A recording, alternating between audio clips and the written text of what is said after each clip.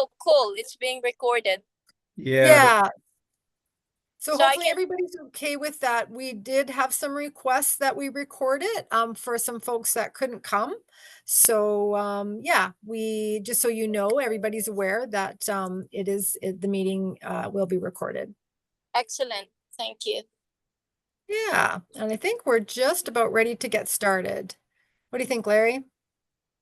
We've got some people in the waiting room. How about we give it one more minute and then we'll get started. And I'll keep Okay. monitoring the waiting room and letting people in. Yeah, it's weird. It's not, since I made you host it, it's not showing up for me anymore. No, and it won't. For some reason. Can only have one person doing that.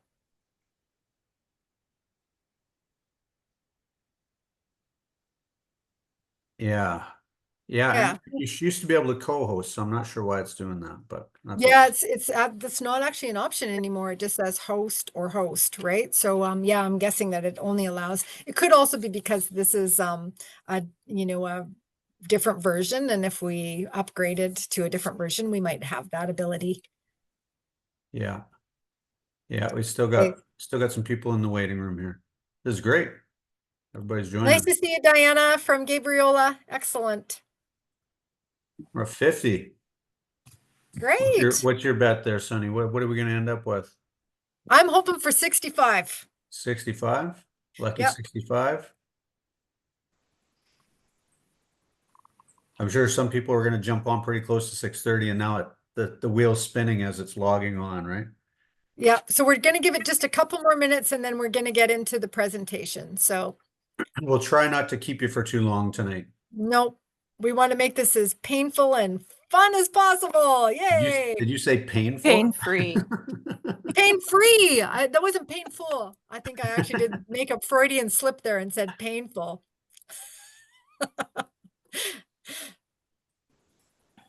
It's getting near the end of the day. I think, yeah.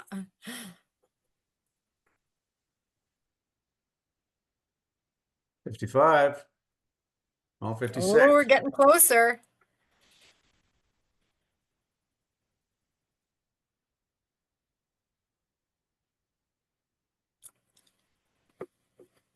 Okay, so I think I'm going to share my screen and start, if we're okay with that. We're going to start the PowerPoint presentation. So just bear with me. I'm hoping it's going to work okay.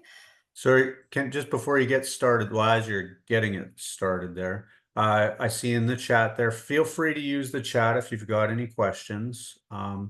We probably won't address them until we get close to the end of the presentation. So I'm just going to move some stuff around here so I can see it. One of the questions was about your camera off. Feel free, if you want to keep your camera off, that's okay. Maybe when we come to the end and we turn the screen off, if you could turn your cameras back on, that would be nice. It's kind of nice seeing who we're looking at. Oh, we got more. We're climbing on up 61. So can everybody see the start of the presentation? Please say yes. You betcha. Excellent. Whoops. Let's go back.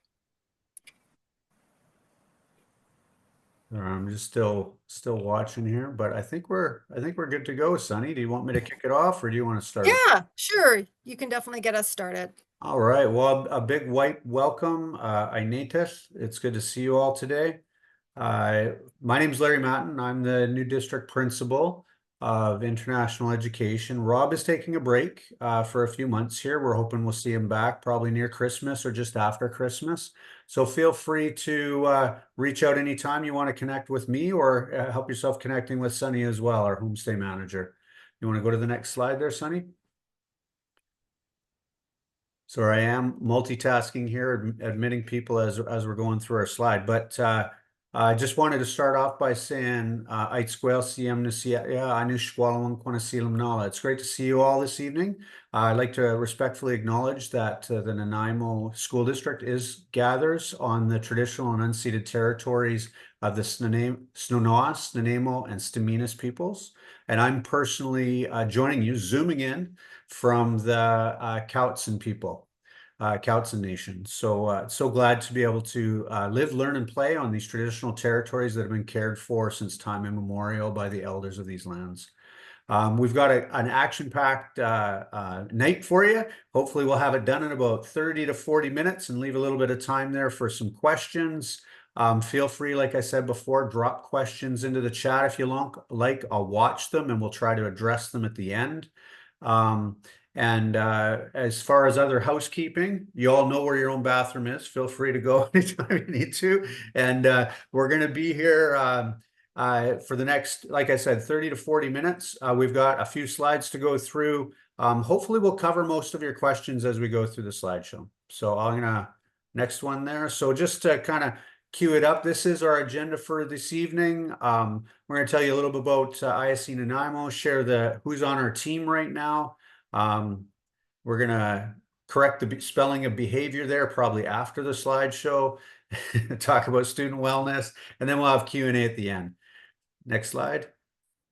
Yeah, so there are some forms to complete. We can't do them virtually, obviously. So our coordinators will be working with you to make sure we get those remuneration agreements done and the homestay agreement and make sure that we're all set up for direct deposit.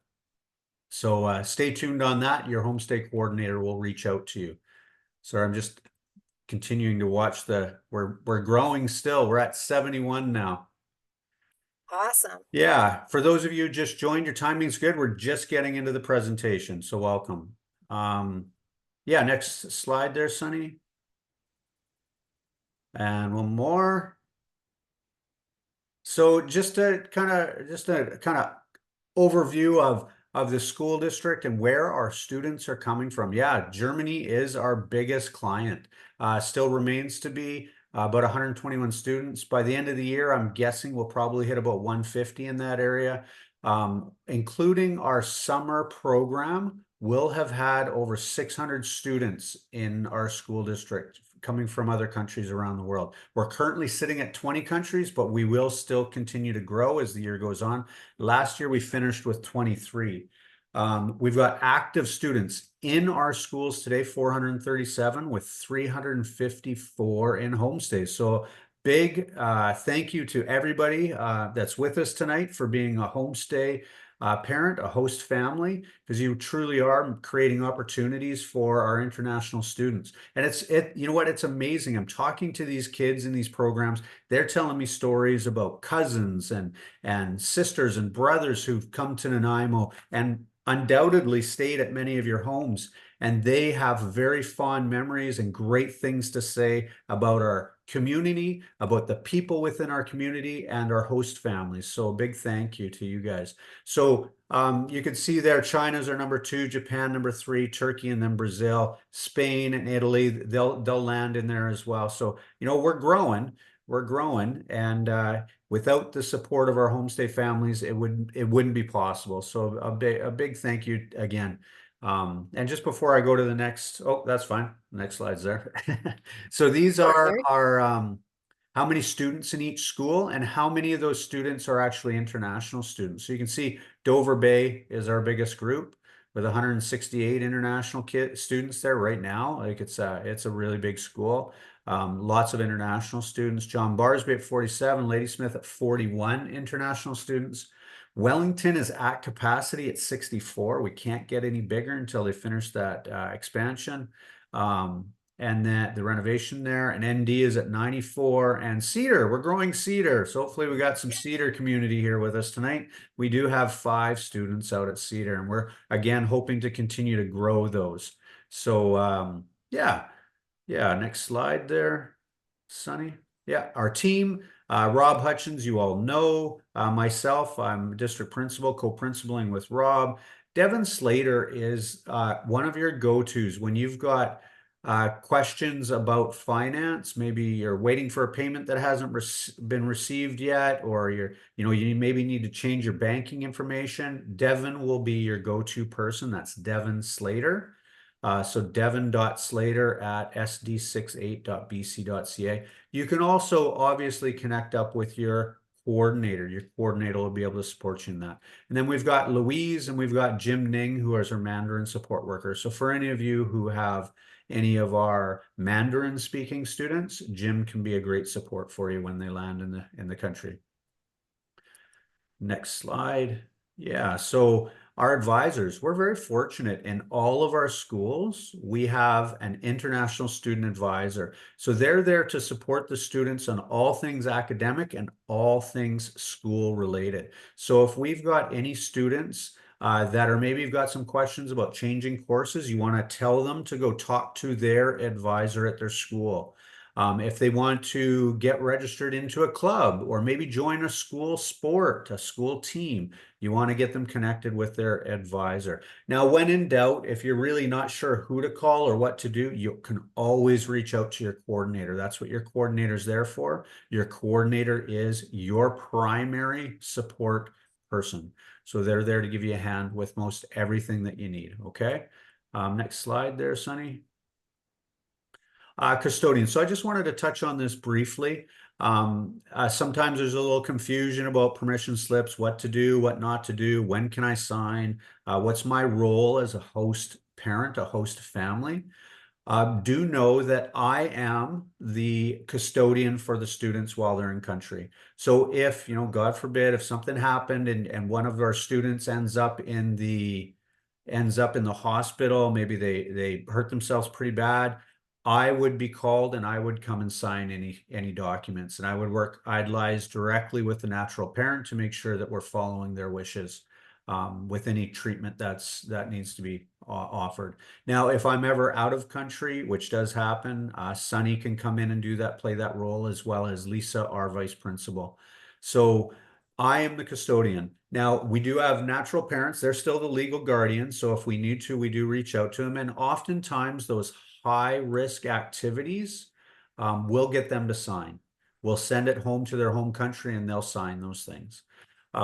You as the host parent, you're the daily caregiver. So anything that's maybe low risk, so you get maybe a permission slip comes home and it's about kids wanting to go on a hike down to the beach. Yes, you can sign those, feel free if you want. If you're feeling a little uncomfortable with signing it, just write the word caregiver in there. That will work for us as well. We get all of our international students their parents sign something saying they give approval for all of those low risk activities already. Anyhow, it's already done. The message you're getting from the school is just a formality. It's part of their process that we have to work with. But anything high risk, it's got to come through me. Kids want to sign up for a club and it requires a guardian signature. Me as the custodian, I'll go and sign that. So kids are signing up for gym or soccer, or I had one come to me and say they want to sign up for Muay Thai. Yes, I'll go and sign that once I get support from the parents. Yeah, the student verification forms, you can go ahead and sign those as well if they come home. Do not sign anything that's cash related. Please just leave them. Direct the students to us if you need to, but please don't sign those. And I already mentioned gym memberships. Next slide there, Sunny. Okay, on to the Homestay team. So I'm Sunny Hall. I am the Homestay program manager, and I'm also the Homestay coordinator for Ladysmith. So that's a new portfolio for me this year, and I'm really excited about it. We have Denny Probazanski, who is the Homestay coordinator for NDSS, and Denny also does a little bit of the overflow at Dover Bay. He has about 10 families that he works with there. Paulina Vet is new to our team. She is absolutely wonderful, and she takes care of most of Dover Bay. So you will be getting to know Paulina if you are in the Dover Bay catchment. And then we have the lovely Abigail Morgan, who looks after Wellington, John Barsby, and Cedar. So things are switched up a little bit this year if you have been with us for a time. But if you're new, this is your Homestay coordinator team. This information that we're giving tonight, as well as all this information, as well as contact information for our team, is all in your Homestay handbook. You would have received either a virtual, hard copy of the handbook or a virtual copy. Please reach out to your Homestay coordinator if you would also like that. Again, you can't find it, whatever, we can definitely get you a copy because we update it every 6 months with new and pertinent information. So the homestay experience. So as I was just saying, you can find the information in your homestay handbook. It's also available on our website, which is studyvancouverisland.ca, as well as the student handbook. I will let you know that the messaging in both handbooks is very, very similar. So what we say for you to do as a homestay, the students are also getting the same information in their handbook saying your homestay parent will do this. So we've tried to keep that consistent. As a homestay parent, you are providing more than just room and board, and that kind of makes our program really unique and special. The homestay or the student basically becomes part of your family while they are here. So we would really like you to make them part of your family and care for them as you would like one of your own children. So all that kind of runs into sharing your love of Vancouver Island and Nanaimo and the surrounding area with your student. These things don't have to cost a lot of money. It could be as simple as going for a walk in your neighborhood or going down to a local beach and showing that to the student. It doesn't have to be expensive, but it's just about time and building that relationship with your student. Also, and as Larry touched on, encourage your student to come out and join a club or a team. One really huge benefit to this is not only creating relationships with Canadian students, but also it gives your student an opportunity to learn more English and more everyday English with Canadian speakers. So, and then cheer them on if they happen to make the volleyball team or the basketball team or something. Try and go out to one of the tournaments and so they can see you in the crowd and know that you're there supporting them.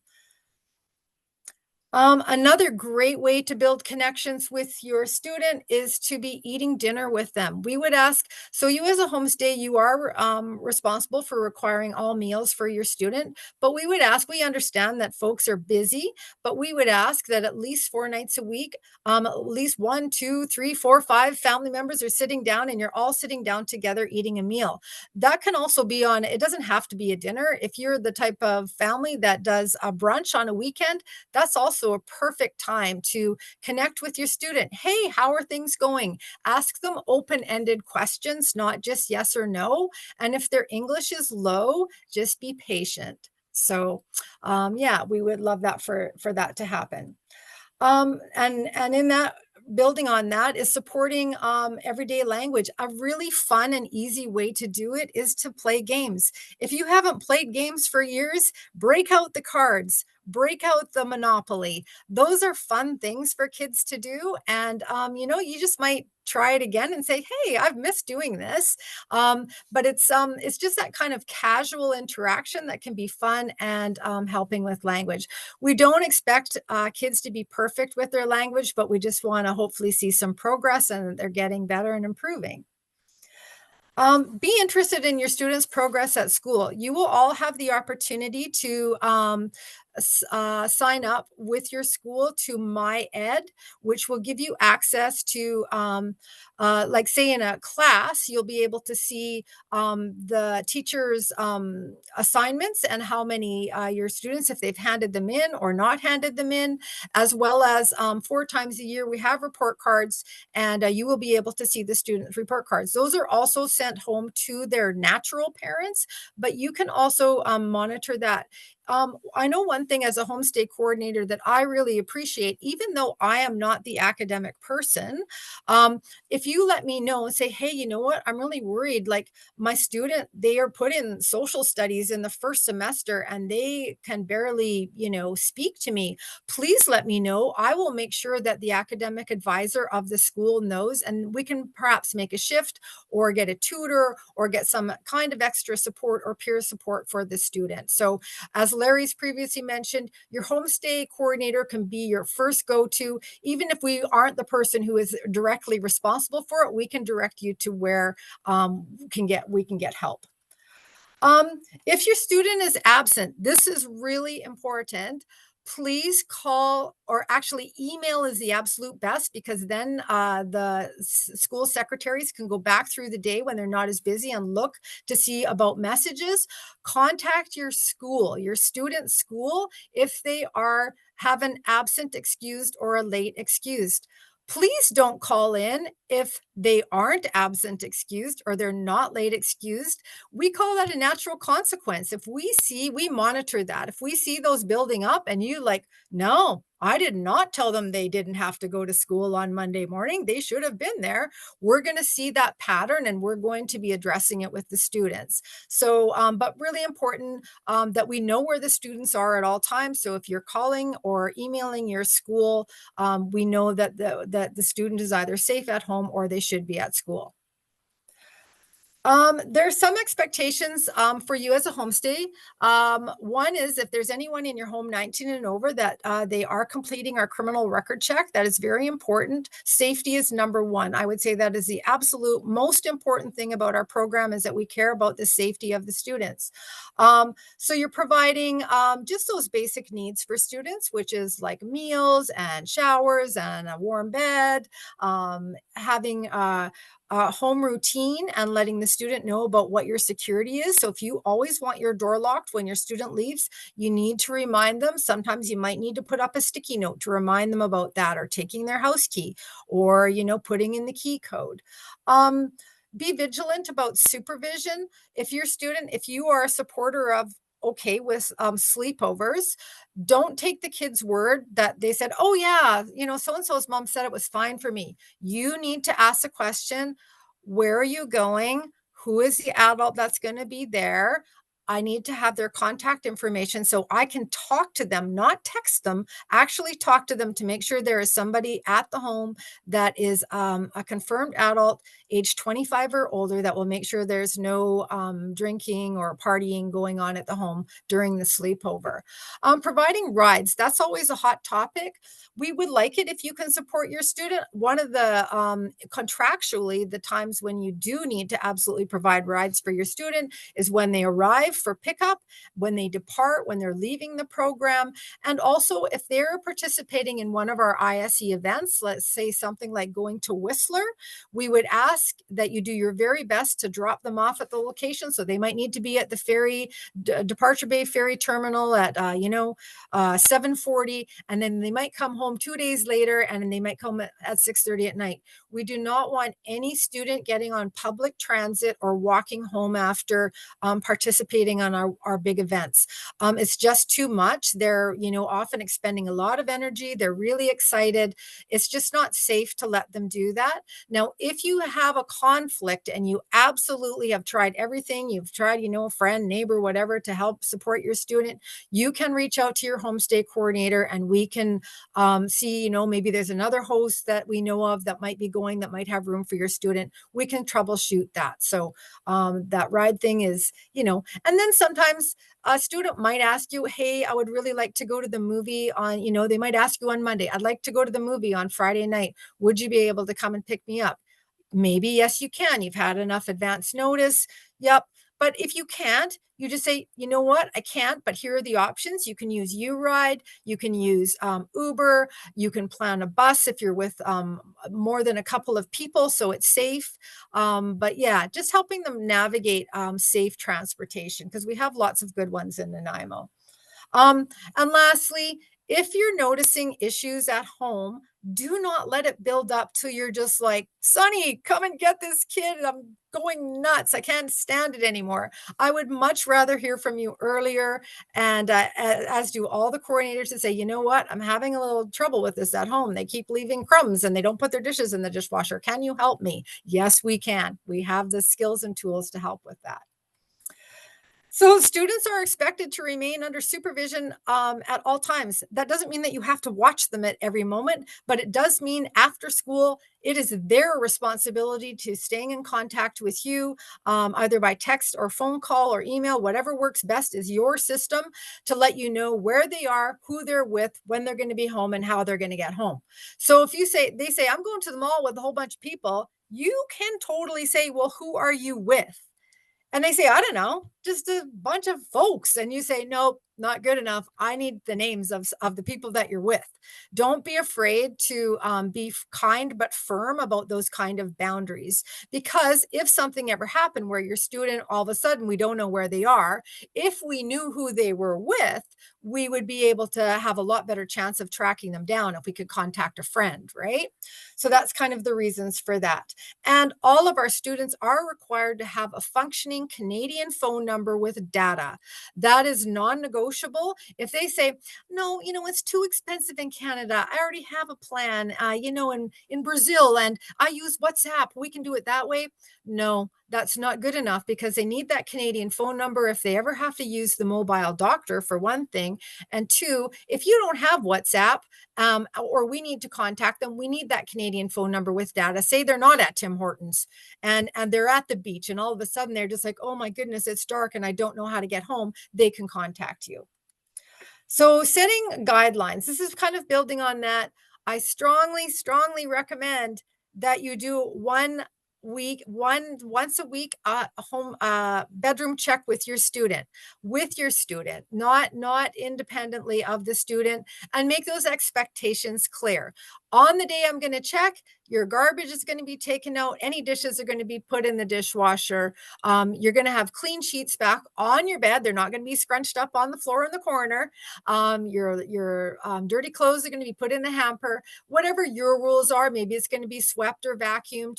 And you're going to pick a time with your student and say, hey, would Sunday at 4:00 work? We're going to do this every week. I've had lots of hosts that say, you know what? I started that and they were doing it. So then I just stopped it. And guess what? 3 months later, that same host calls me and says, my student didn't put their sheets on the mattress for the last month, and now my mattress is all stained, Sunny. What am I going to do? And I'm like, but did you do the room checks every week to make sure they were putting the sheets back on the bed? And they said, no, I didn't do that. So it's to stop those things from happening and becoming problems. Okay.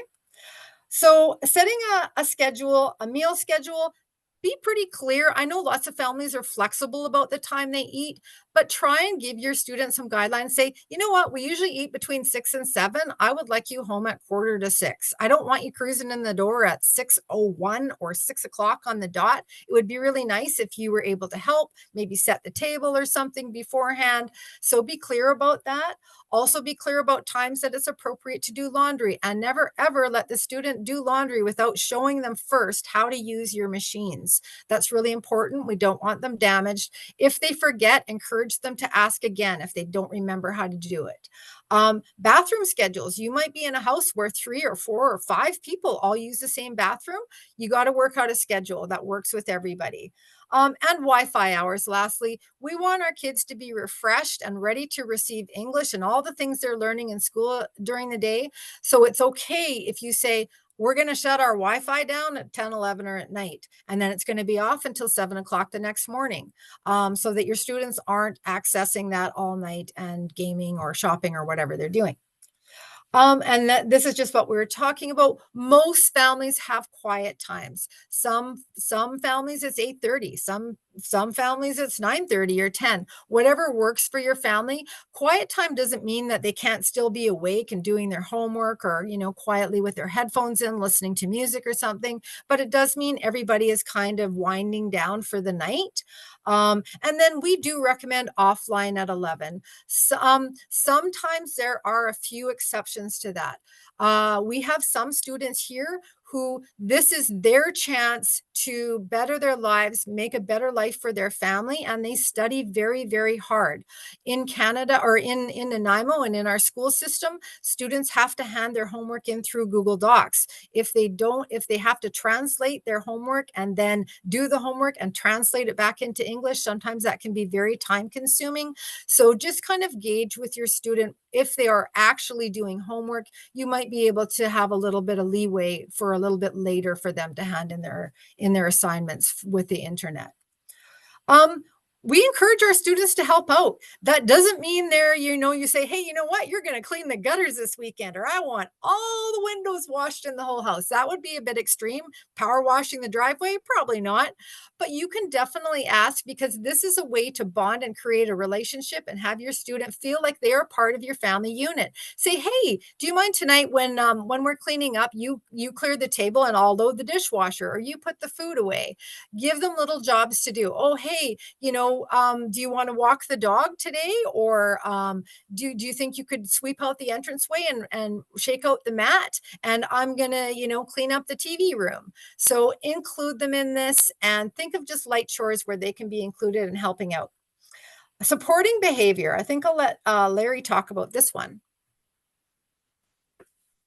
So just kind of an extension off of what Sunny was talking about around expectations in the home. We do have expectations at school as well.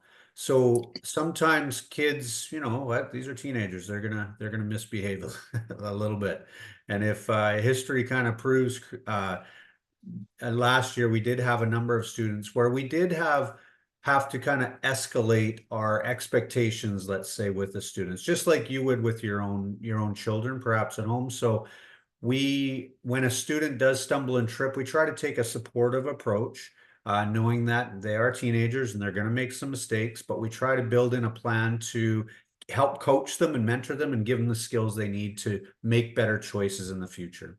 So please do communicate with us. Like if you're really kind of hitting a wall trying to adjust some behaviors maybe at home and you want some support from us, we can do that. And we do that in the form of some discipline letters. So for example, like last year, I had some students who were struggling with their attendance. They were skipping out on classes. So, after a certain number of skip outs, they'll have a meeting maybe with their advisor, maybe then a meeting with me. And then if we need to, we write a letter. The letter will go home to their natural parents. It'll go to their agent. And then if it really escalates, then it could get to the point where we have to basically tell them it's not working out and we need to send you home. We don't like to do that. We like to put all the systems in place to make sure that they're being successful. They have the opportunity to be successful. But as part of our, let's call it a discipline process, we may put in some expectations or restrictions on things. For example, last year with a few kids, we said, look, there is no going out on weekends. You need to stay home on weekends, and we would work with you and communicate with that, make sure that's something that is doable as an expectation. Another one that seemed to work really well actually was taking the cell phone. So we worked with our advisors, and as soon as the kids came to school, we took their cell phone for the day. That seemed to have one of the biggest impacts. So some of those are kind of simple things like that. Maybe the expectation is no or limited activities after school, or a restricted curfew. Rather than 9 p.m., it becomes 5 p.m. on weeknights that we need them in home. Usually quite short term, because we really want to see that change in behavior right away. But that's kind of our approach right now. So like I said, if you feel like you're hitting a wall, please do reach out, and we can use some of these strategies to support you to make sure that experience with your international student is a positive one.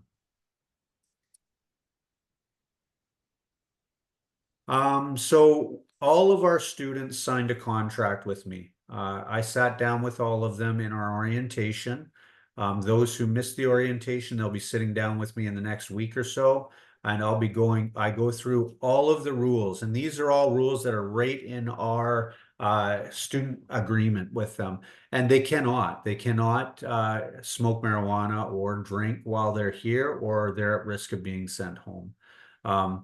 They should not be doing anything illegal on the internet, breaking any laws. They all heard all this stuff. It's all pretty standard stuff, like our expectations. But the one thing that I try to really reinforce with the students is that they are not like Canadian kids while they're here. They're guests. They're here on a study permit, and their focus is study. And should they misstep, they are at risk of being sent home. Last year, we only sent home a few students. We don't like to do it, but it is kind of our last resort.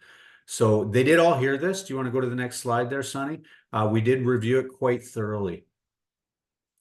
Is this you or me? Oh, I can take it.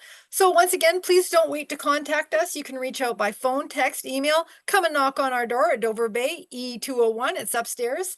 Early intervention prevents ongoing frustration. So our goal is to promote accountability, repair harm, make great global citizens, and we will try our best to work with the students to achieve those goals.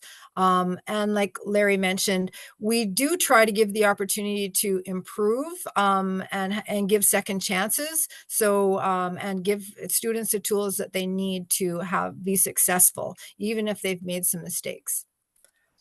So student wellness and medical support.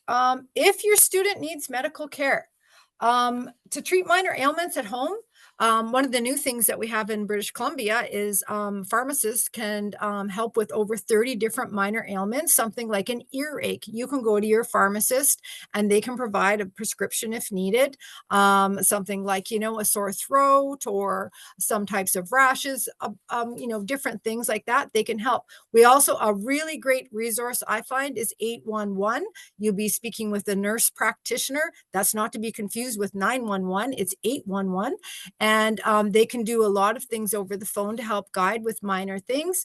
Then we also have youth clinics at our different schools. We have urgent primary care centers. Oceanside Urgent Care is a good one. It has times that they open at 7:30 and they close at 9 o'clock at night. So if you're working, you would have the ability to take your student after you get off of work and as well as on weekends. Medical arts is slightly different now. You can't just walk in there anymore, but you can call and make an appointment and you can go in and see a doctor. As well as new to Nanaimo is the Norwell Drive Urgent Care.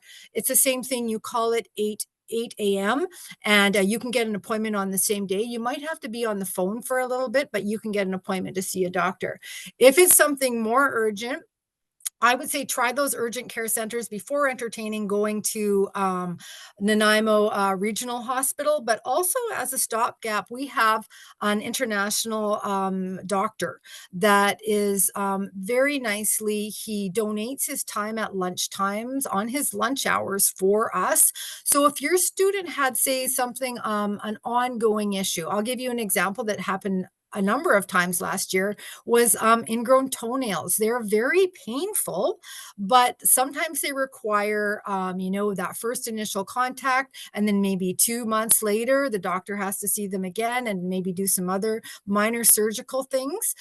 So our ISE doctor is available for that.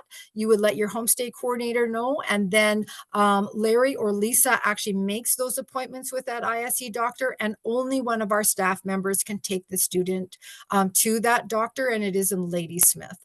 So there's that resource. And of course, if it's something very serious, please call 911 right away if you need an ambulance, or you can get the student to the hospital by your own vehicle. If we would ask in those cases, actually with most cases with anything medical, but for those very serious ones, also call our urgent care number, which we're all going to share with you, so that we are also in the loop about what's going on. For the more minor things, it's really nice if you give your homestay coordinator the heads up about what's going on, and then we can relay that to the agent who can share it with the natural parent to know that it's being taken care of. For mental health support, our program actually has really great resources for mental health support. If you notice that your student isn't bouncing back, like from that initial maybe homesickness or just, some things, it's just such a different, experience from their home country, they might start isolating more in their room, or you really notice that they're anxious, or they're, just changes in behavior, or just gotten really quiet, those types of things. Please reach out to your coordinator sooner than later. We would like it if you have these types of concerns. Our whole team, we have meetings multiple times a week where we would bring up student concerns like that, and then we'll determine what the best intervention for your student is, whether it's we're making private counseling appointments through Campbell and Fairweather, we're referring to them to the school counselor who can see them, or the school counselor will reach out to a community support and also make that connection. So we have a lot of resources for mental health and wellness. GuardMe insurance. All of our students come with GuardMe insurance. They're given this when they first arrived. And so they do have a number on that card. If your student is a full year student, after 3 months, they will have dual coverage with also BC Medical. So that's really wonderful. The GuardMe insurance covers a number of things, up to things like chiropractic and I think some physiotherapy, regular medical things, some prescriptions. But usually with GuardMe, it is they do need to make a claim. So it's often they pay up front and then they get reimbursed. That would be not for the case of doing a regular doctor's visit, though. Usually the student does not have to pay upfront. Like if you went to Oceanside, they probably would not have to pay upfront for that.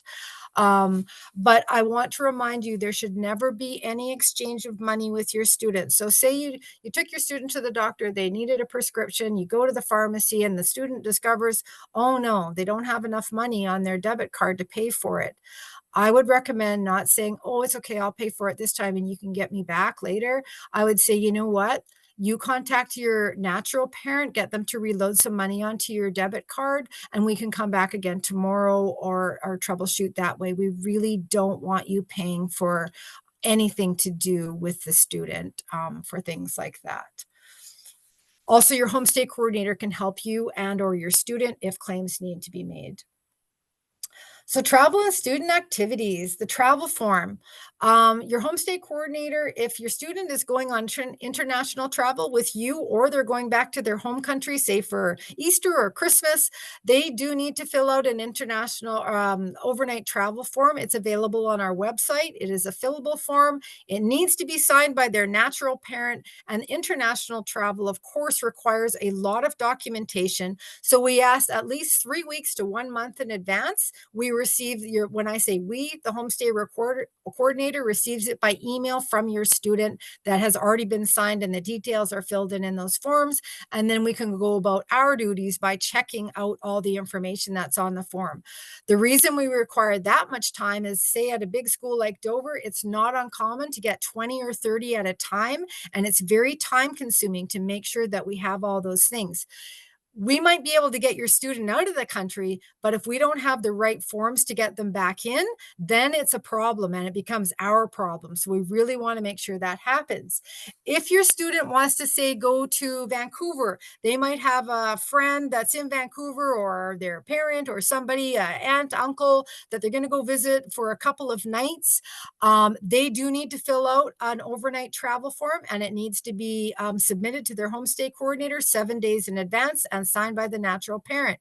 If they're going with you, the homestay parent, they do not need to fill out a form if it's within the country of Canada. But we would like to know, as your homestay coordinator, if you're going to, I don't know, Fort St. John for a few days, 4 days, for a long weekend, the Thanksgiving weekend, because you have family there.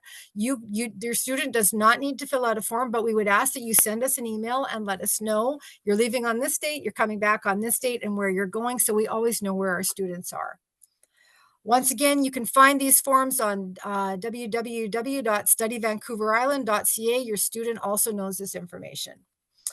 Busing. Most of you who are in areas that need busing, you've already taken the initiative to go on to the Nanaimo Ladysmith School District website.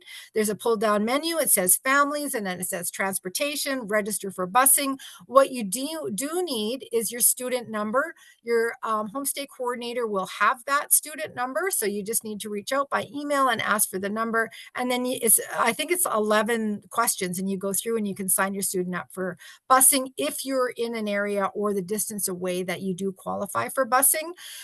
We also ask that many students, all our students actually, use public transportation in Nanaimo. It's quite good.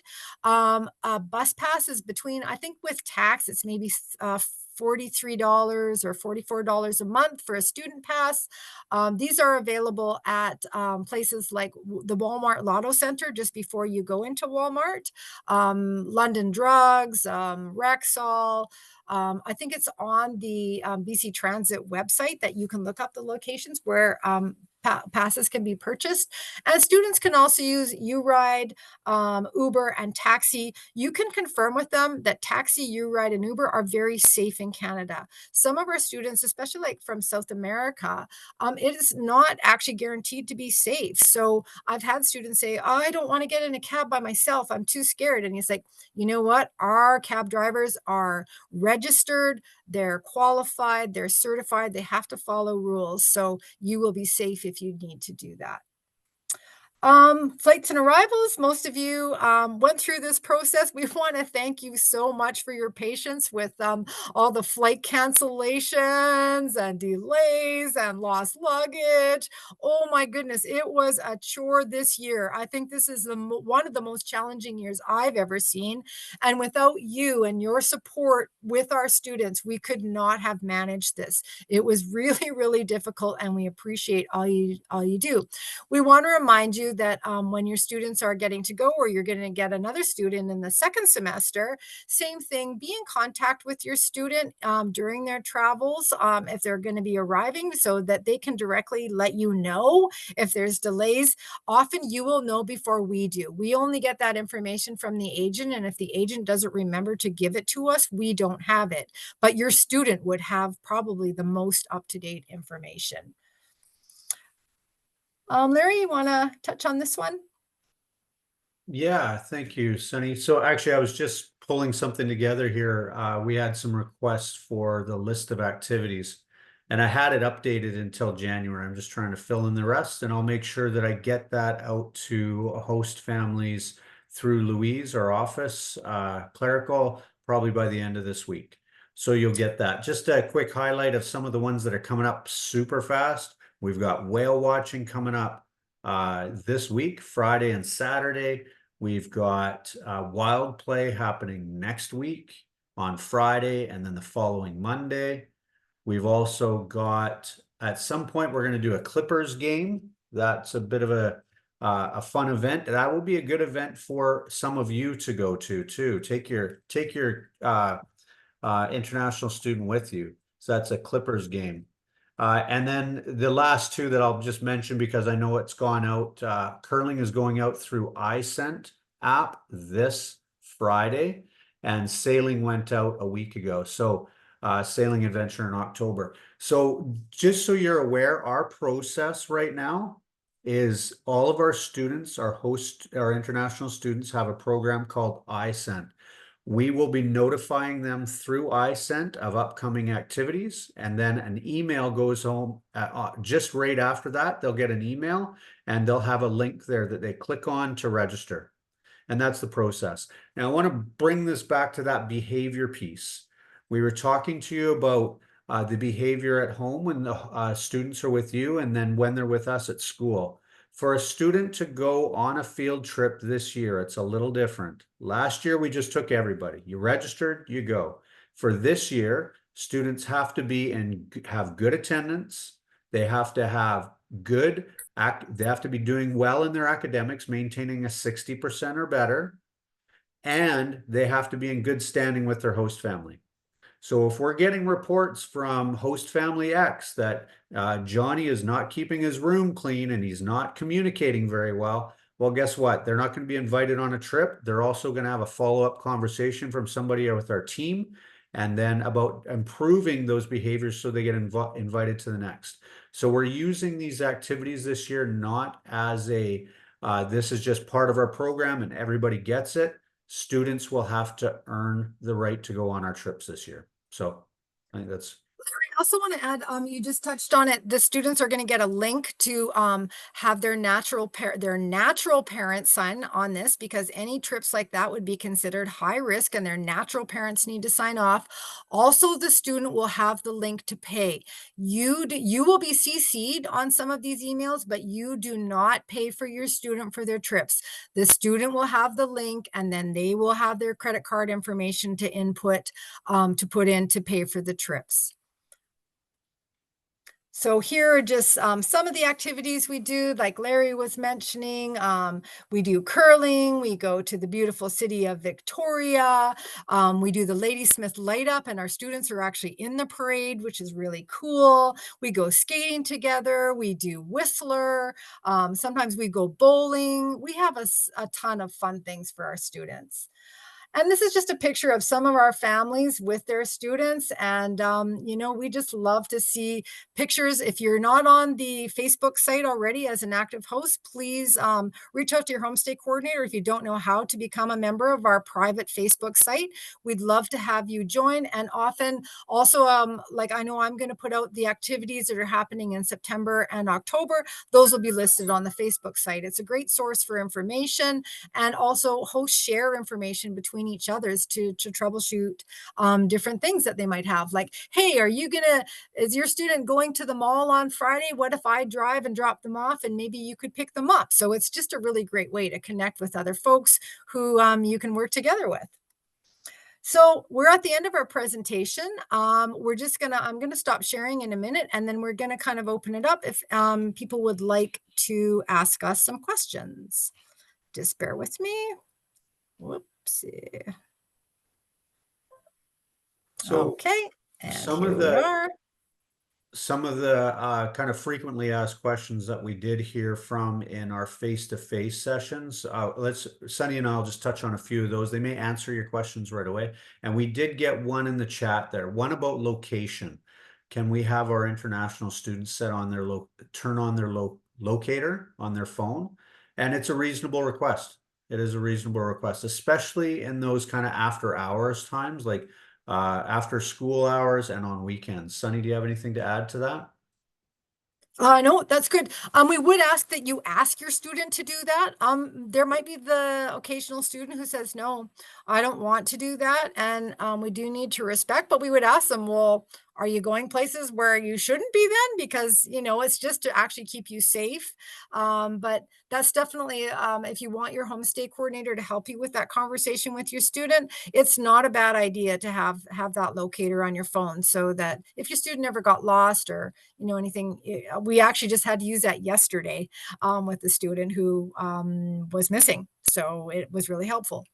So one of the other questions that we've got, if I'm not sure if you had a chance to look at the new homestay handbook for this year, but a little bit of an adjustment over last year is around the curfew. It is 9 p.m. on weeknights and 9 p.m. on weekends. However, students can stay out past 9 p.m. on weekends if they arrange it through you first. So we want you to know that they've got a plan of where they're going, and you're aware of it, and they're communicating with you. Last year we had a few too many students just saying, well, I can stay out until midnight, and they go do their thing, and next thing you know, I'm getting a call on the urgent care line at 12:05 because a kid hasn't come home and they haven't been communicating.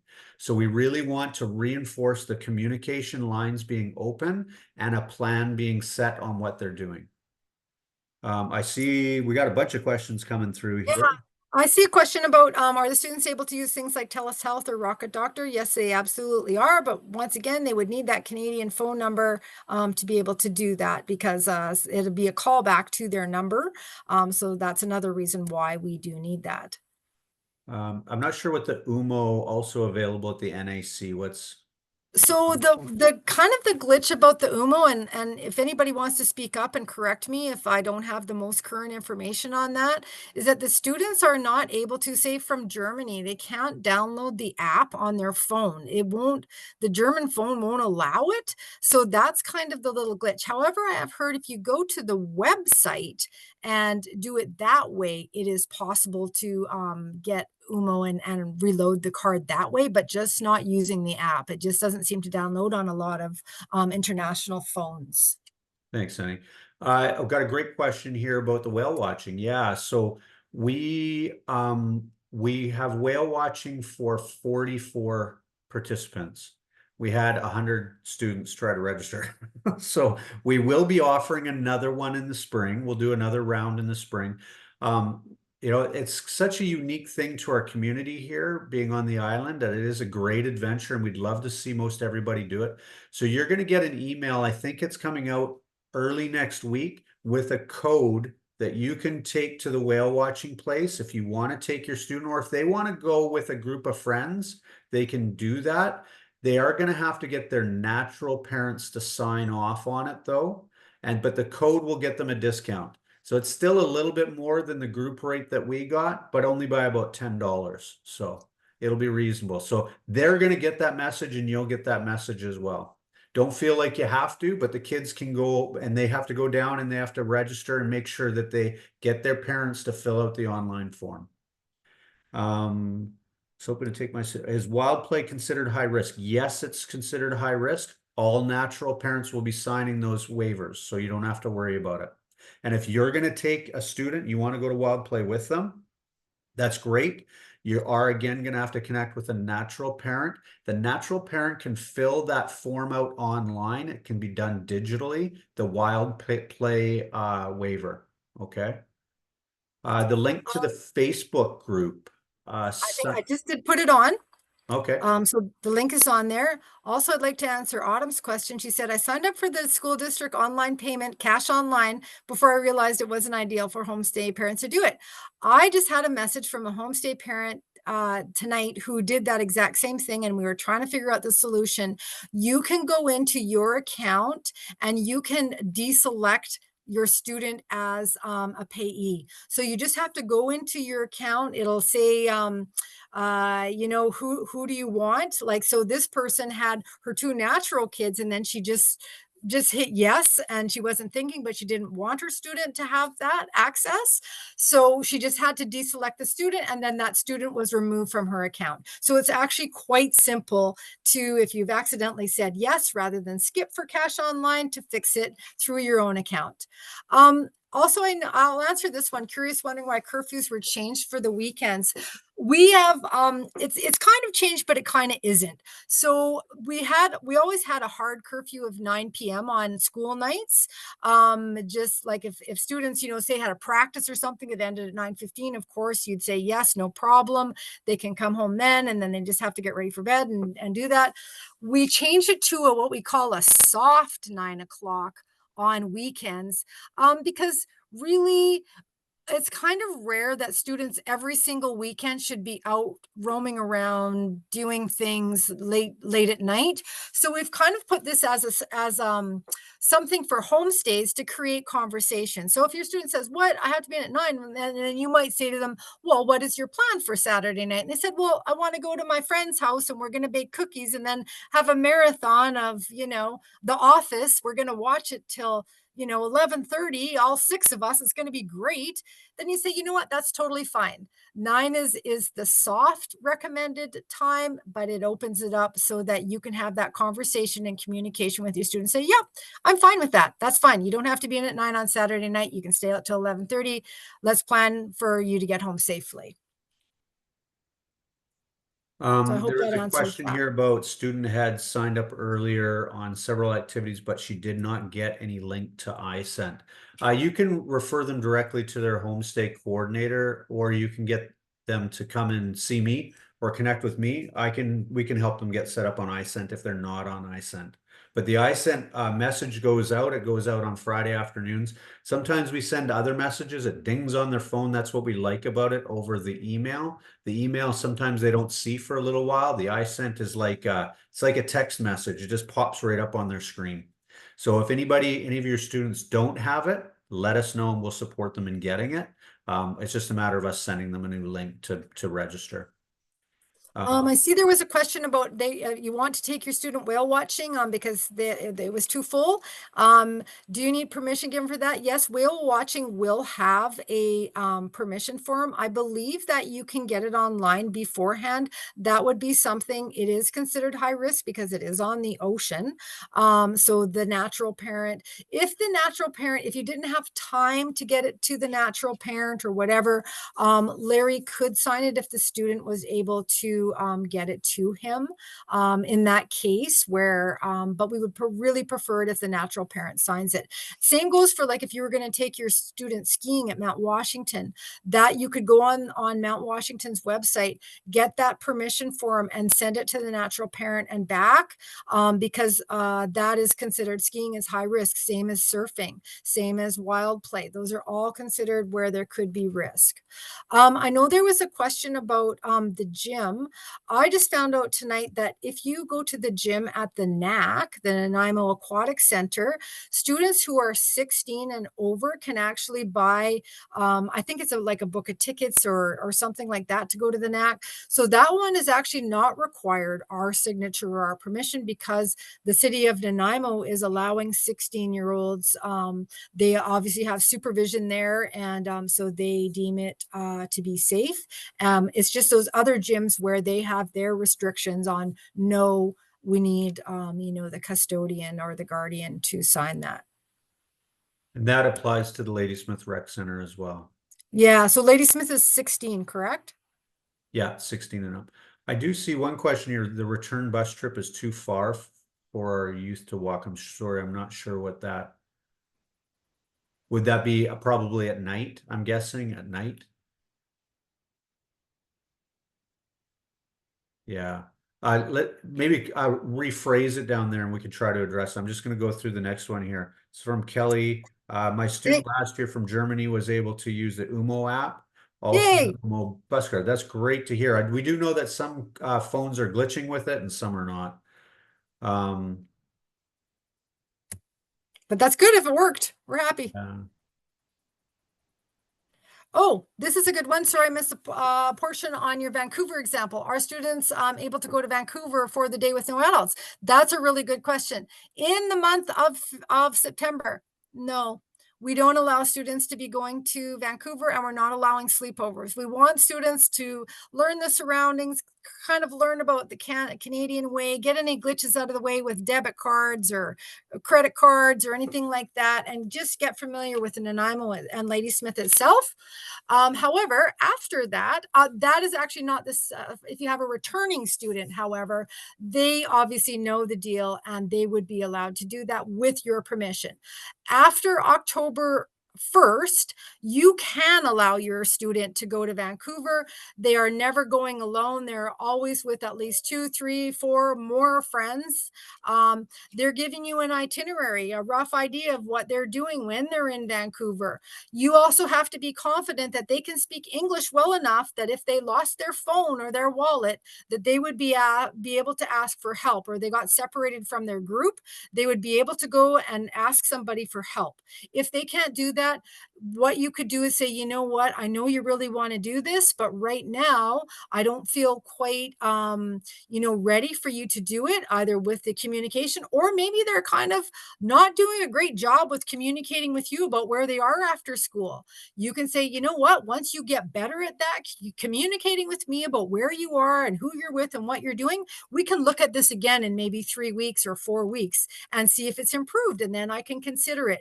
It is up to you. Our team will back you up on your decision. If you're thinking, no, I don't think this is safe, we'll back you up. We'll tell the student, no, sorry, not for now, but we can look at it again down the road a bit. So that's an important thing about that. The student always has to come back on the second to last ferry. Sometimes on Saturdays, they canceled that Duke Point from, like say they wanted to go to Tawasin Mills. Sometimes that 5 o'clock ferry gets canceled, or 5 o'clock is the last ferry from Duke Point from Tawasin. Your student really needs to check that out before they leave. The reason we say that, if they get on the last ferry and it's canceled, guess what? They're stuck in Vancouver. Guess what? They're a minor. They can't rent a hotel room. What are we going to do? Then it becomes our issue as we have a minor student in Vancouver. How are we going to keep them safe overnight until they can return? We don't want that to happen, and that's why we have that rule. Be sure to reach out to your coordinator if your student wants to go to Vancouver, because we should be aware of that trip as well. Yep. Yeah. Vancouver. Now with that, you're welcome to take your student to Vancouver too. Like if that's something you yeah, do for sure. If it's with you, 100%. Now, if there's a question here about transportation being arranged for wild play, yes, students will get picked up at their school. They'll get delivered back to their school at around 7:15 or something like that at night. We're going to pick them up right after school or shortly after school on the Friday or the Monday. These are great questions. Chaperones for whale watching. Do you need chaperones? Oh, great question. You know what I did? And then I filled it today. So if you are a host family and you've been with us for, a couple of more years and you want to be involved in maybe some of our activities as helpers, please send me just a quick email. I don't need a lot of information. Just give me your name and any of the activities coming up that you think, hey, if you're stuck, give me a call. I wouldn't mind helping out. Sometimes, especially like with the Rockies or with the Whistler trip, we do need extra bodies, and having somebody come can be very helpful. So just reach out to me by email. I did put my email in the chat there. Oh, and Sunny put the Facebook. I'm just scrolling through these quickly. Yep, I know Anissa asked if students sign up for activities, will we as parents get an email about it? I do believe that that host parents are CC'd on when a student or when the links go out from True North about the activities that are released. So that comes from True North, and yes, you would know about it. Okay. I think I understand one of the questions. Hopefully I get this right. If you're feeling like your school bus is dropping at not at a distance too far from your home, or pickup is too far from your home, reach out to your homestay coordinator. They'll collect some information. They'll give it to me and I'll talk to the transportation department about that. Yeah. Can you use the UMO without the app? Yep. If natural parents are contacted, they say yes, and you can sign on behalf of them. No, you cannot sign on behalf of them. Okay, please don't do that. Even if they say you can, please don't. Just let me know. It's no problem for me. I can arrange to get it. I can arrange to sign, or Sunny or Lisa if I'm out of town. Yeah, and be a little cautious there too. Like if your warning bells are going up like this, because what was one last year? I got a message from a host family saying, "Oh well, the natural parents said my daughter or their son could go and do bungee jumping." There are some things that are just no goes. Bungee jumping happens to be a no go. Skydiving. No. No, our district will not let that happen. So if you're in doubt and you're thinking, ooh, this could be a weird one, please just reach out to us. We'll consult and we'll get back to you. I noticed somebody said, Cass said, I have not seen any emails about field trips. I do believe it was sent out via a True North email about our upcoming trips that Louise sent out in mass emails. So definitely I can find out about that because I see we're getting a number of responses that they haven't seen any emails about that. So that's something that we can check into, because I do believe you are supposed to be CC'd when the students receive those so that information. you're talking about the school trips, right? The field trip. Yeah. So the field trip. Yep. So what will happen is once these students are selected, there will be an email going out if not now, then shortly, like tomorrow, that should give information to those students, natural parents, and host families for all the kids that have been invited on a trip. Yeah. So the Okay, yep. So I see everybody saying nope, nope, nope. So I think it's because our process is a little bit different this year once that selection has been made. Is that right, Larry? That once the selection of Yeah, who gets to go? Louise was supposed to do that though. If the information went out about whale watching, I think it was going out today or tomorrow for the kids this weekend on Friday and Saturday. She was supposed to message both, but I'll make a note and chat with her because it was supposed to go out Yeah. to host, natural, and student. Yeah. Thanks everybody for your feedback on that, Sass. Thank you for that. Oh, I also want to give a shout out. We have a few of our folks. This is very, very exciting for us this year, as we have homestay hosts on Gabriola Island, which is really, really exciting. So those students catch a ferry and then they catch a school bus to NDSS. They are in the NDSS catchment. So that is an area that we're trying to grow our hosts in. And the hosts that have our students right now are just doing a wonderful job. The students are very, very happy. So what a cool experience. So I just wanted to let our group know that that is something new this year with our program. We've expanded to Gabriola Island. So very exciting. I see a couple of questions here on Nick's iPhone. Can you do me a favor and reach out to your homestay coordinator on that topic about the bus? I'm gonna just take a copy of it, but I need more information about that. So, sorry, I'm just gonna copy and paste that. Yeah, because like we don't directly control the busing schedule, but we can definitely make some inquiries with the transportation department, just so we at least get some more information about it, you know, from that respect. So Great. And yeah, I've seen lots of emails about field trips. You guys have not received a list of all the field trips, but it's almost put together here. You'll get it. You'll get it this week. And that seems to be the theme there. yeah, we're Okay. definitely, thanks for the feedback. That helps us a lot. We're still, you know, working through some glitches. You know, this is Larry's first startup, and we have Lisa Sunday back, who you know, is new to the program. She hasn't been here for you know, 3 or 4 years. So it's just, yeah, we're just trying to work through just a few glitches as we start. So there's a question here about paddle boarding considered high risk. I wouldn't let a student go paddle boarding by themselves, but if you're going to go supervise or they're going with somebody who's responsible, that is fine. They do need to make sure they've got their life jacket on, please.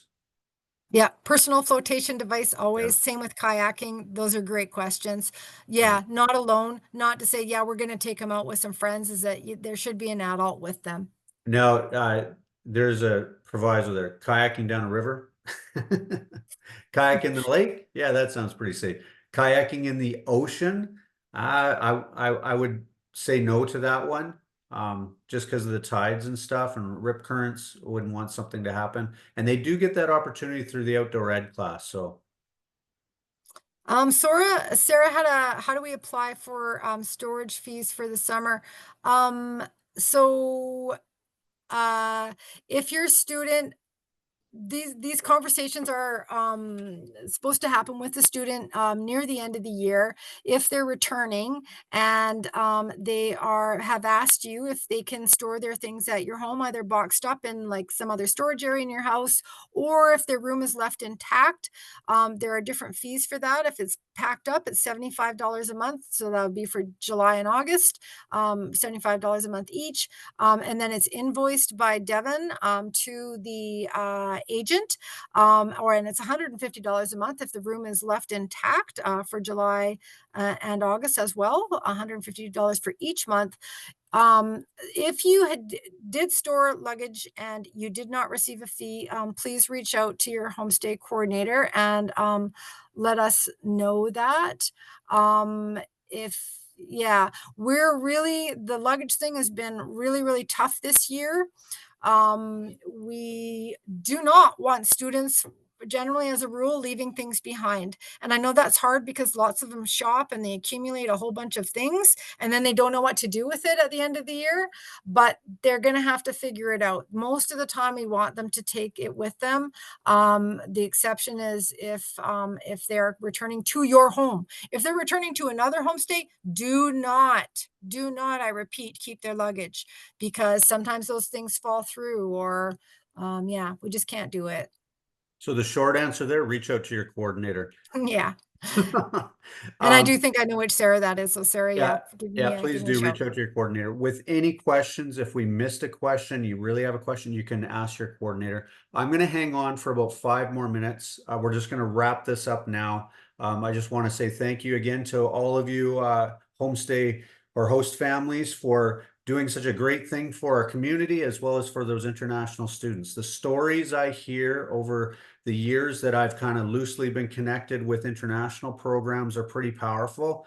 You know, the host mom who gets invited to a wedding overseas, or the host family that goes and visits in Germany and spends some time with the natural parents. Just pretty powerful stuff. Or the kids that come back 5, 10, 15 years later to say hi.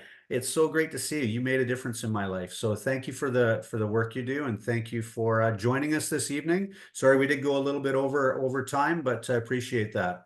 Reach out if you've got any questions. We'll stay here, Sunny and I, for 5 more minutes for anybody who wants to hang on, but feel free to drop out anytime.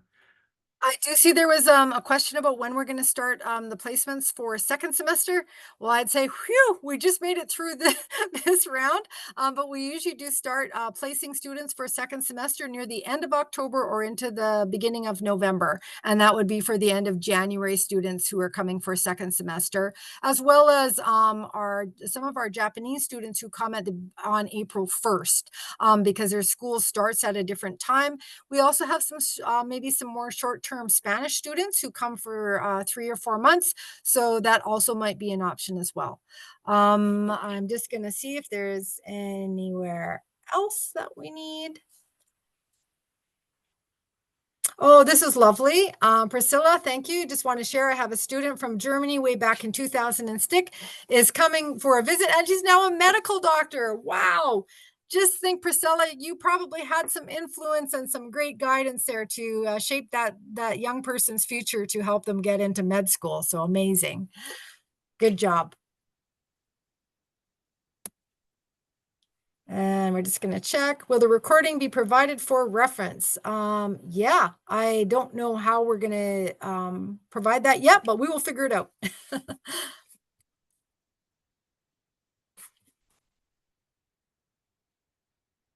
Is there any other questions that we missed?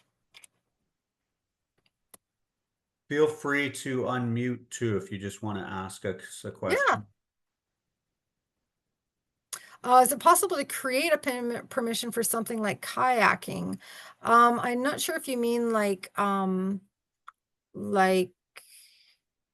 So good. That's a good question. I'm working on one for like for skiing and snowboarding.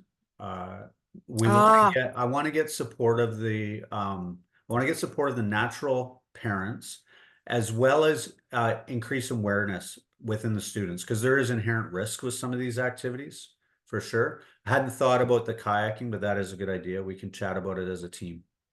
Yeah, love it. That's good. That's why we like these forums. It's always really good, thought-provoking stuff Sign up comes for out. the 8K in Victoria. That's awesome. Woo! That's all they do. Are you going with them? That's Kyle. Is Kyle going with? Yeah, that's Oh, fantastic. that is Oh, great. cool. Great. I actually just signed up Philip Mann. I don't know if anybody here has Philip, but Philip signed up at the gym today, but he forgot he had jean shorts on and they wouldn't let him work out. So he said, "That's okay. I'm just gonna run home." And he just took off and started jogging home. Yeah. Yeah. Awesome. Well, thank you again. I'm just looking at the time. I've got to go pick up my own daughter from soccer practice. So it was great seeing you all. I'll say goodbye and hope to see you all soon. Feel free to pop into the office as Sunny said, anytime you like for a visit. Yeah, thank you very much, everybody, for showing up tonight. It's been a real pleasure. I hope we've given you some good information, and keep those questions coming. I know as I'm sitting here, I'm seeing lots of emails coming in for questions, so I'm going to be really happy to answer those. So thanks again, and I'm looking forward to having some supper pretty soon. So I'm going to say goodnight to everybody. So take care. We'll see you again soon. Thanks so much for attending.